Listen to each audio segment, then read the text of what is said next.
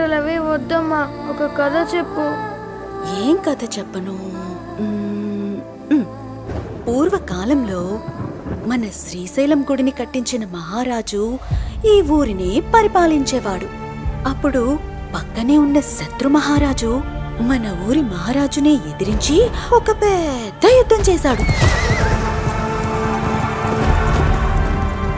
మన మహారాజుని ఓడించటానికి బోలెడంత మంది వచ్చారట.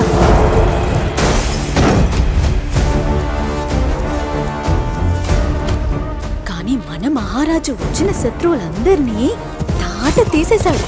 అక్కడ జరిగిన యుద్ధంలో ఆ శత్రు మహారాజు ఓడిపోయాడు.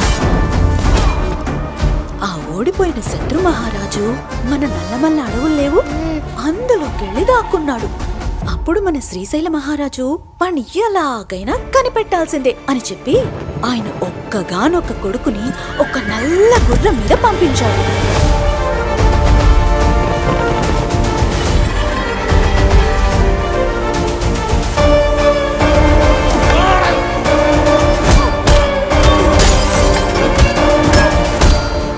మహారాజు కొడుకు ఎప్పుడొస్తాడా అని మన శ్రీశైలం ప్రజలందరూ కళ్ళు కాయలు కాచేలా ఎదురు చూశారు. అమ్మా, మహారాజు కొడుకు వచ్చారా?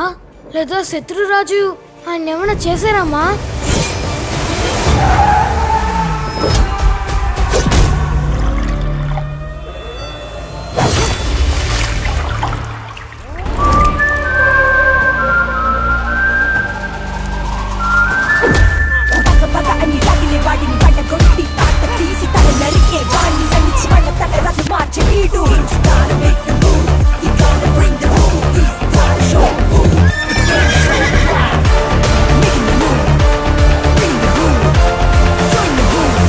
పొద్దుపోయింది, పడుకో. మానవులను వేటాడేటువంటి వేట కన్నా గొప్ప వేట ఈ లోకంలో మరొకటి లేదని ఇక కాలము ప్రకృతి మనకి చూపించబోతోంది.